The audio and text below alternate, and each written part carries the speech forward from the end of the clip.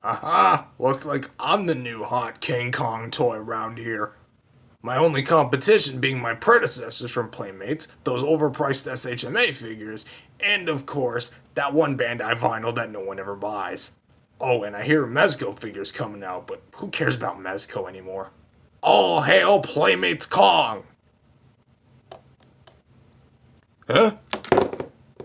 That's for messing with NECA and their Godzilla license. Hello, everyone. Welcome back to another figure review. My name is Matthew, and today we are taking a look at the Funky Monkey himself. That's right. After so long, after so many years of trying to find this guy online or in stores that I actually could afford at the time, I finally have him. In fact, I actually have two of them. Yeah, Christmas present, duplicate, and that stuff happened, but I mean, it's alright. Today we're taking a look at the NECA King Kong himself. This is a figure that's been on my mind for a little bit now, and I finally have the original. Ironically, despite being the first one that released, he was the last one I was missing to complete the whole collection. So, let's see if NECA King Kong is a worthy addition to your collection. So for the sculpt and paint, I gotta hand it to NECA. They knew exactly what they were doing when they made this Kong. Now, I must also note, this is not based on any particular design of Kong. NECA has gone on record and stated that this is a 100% new design that they themselves came up with for Kong. And let me tell you, I'm digging it. So for this, we're going to be reviewing this guy as is out of the box. So for the head, it's goofy. Yes, but the head here kind of is more inspired or based on the 1933 head sculpt.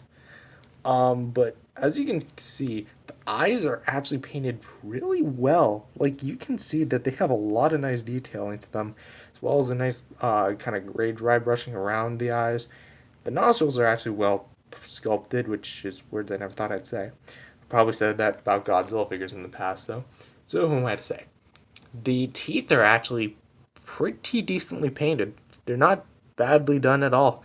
The the um the mouth itself is actually painted really well with the. It's hard to tell, but there's actually some color variation on the tongue compared to the gums itself, because the gums are much more blood red, if that makes any sense. As if he just consumed a bunch of blood then gargled it. Then again, there would be blood all over his teeth, as if he brushed his teeth too hard. But his tongue is actually slightly pink or purple, kind of magenta-ish. And if you look really closely at towards the back of the throat, I think, am I just going insane? Yeah, I think I'm just going insane. I could have sworn I saw like a throat hole in there or something, like sculpted in there. But yeah, everything else is just sculpted really well. It's very glossy, of course, because, saliva. The fur pattern is actually really well done. It actually has a lot of nice sculpted kind of detail to it. Of course, the spray they use is a bit inconsistent. Like, you have this big blob of gray here, which is the solid body sculpt, and then here you have much more grays around it as opposed to like actually on it. Of course, kind of like fades in like this, and of course you get to the kind of the feet here, and then they're actually once again painted and sculpted really well. Here we have it like his fist just ready to punch somebody, probably either Godzilla or some dinosaurs. Heck, even maybe the skull crawlers or the pit monster, pterodactyls, planes. You can pretty much punch anything. Hopefully, it'll actually be able to be in effect. I think, however, the main thing that steals the show, for me at least, are these freshly open cut wounds on Kong. Look at how realistic this looks. I really hope someone at NECA didn't accidentally cut themselves and said we should do this, because that would just be so dark. But this straight up looks like real blood. Like, this could literally fool somebody. I'm not even joking. But you can just see how like cut they are. Of course, the the chest, the man boobs, are indeed painted gray, and they're actually done pretty dang well. So obviously, for the shoulders as well, kind of continues those very nice kind of gray brown kind of look, and then it kind of goes over. I think they did it better on this arm than this arm because this one just has like a huge, it almost looks like a stripe of gray, where here it's just this is how it should normally look. So yeah, you kind of see it's kind of like hit or miss on a lot of parts, but I ain't gonna take points off of it because I don't think much people will notice that because of how dark of a cuff figure a lot of this is. So for the NECA Kong, I think this is actually a pretty well done figure for Sculpt and Paint. Articulation. Let's see how well this guy poses. For the head, he actually moves on a ball joint, which he can move up about, I want to say that far, down about that far, rotate from side to side, and of course can shift from side to side. I do think if you move it too far, you do see the ball joint, but I mean, you can just kind of adjust it from there and close it. No jaw articulation on this one, at least. You know where I'm referencing.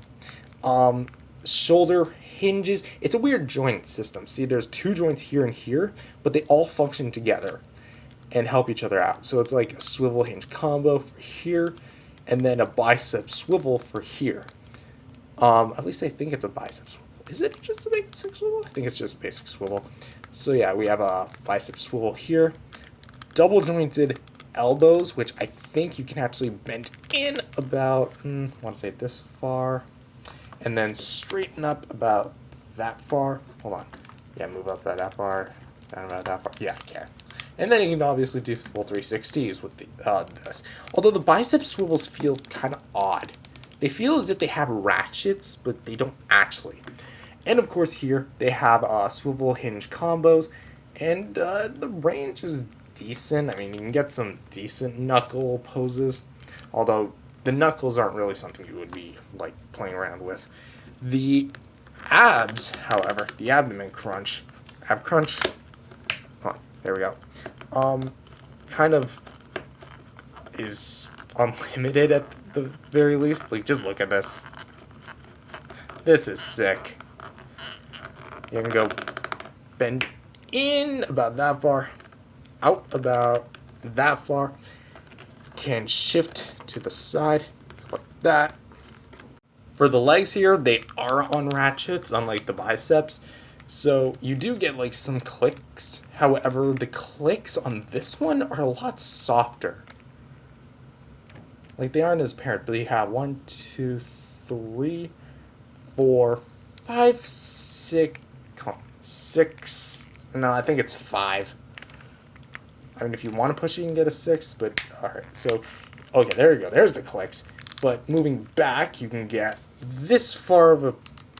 You are going to be able to get some more range out of the legs because the butt flaps are actually made of like a much more rubberized, flexible material, so they don't get in the way of the posability, although I probably wouldn't suggest displaying it like this for long periods of time because it is a much more flexible material, it can easily warp. So you might twist it back, then all of a sudden you have this hole in the butt, a butthole, if you will.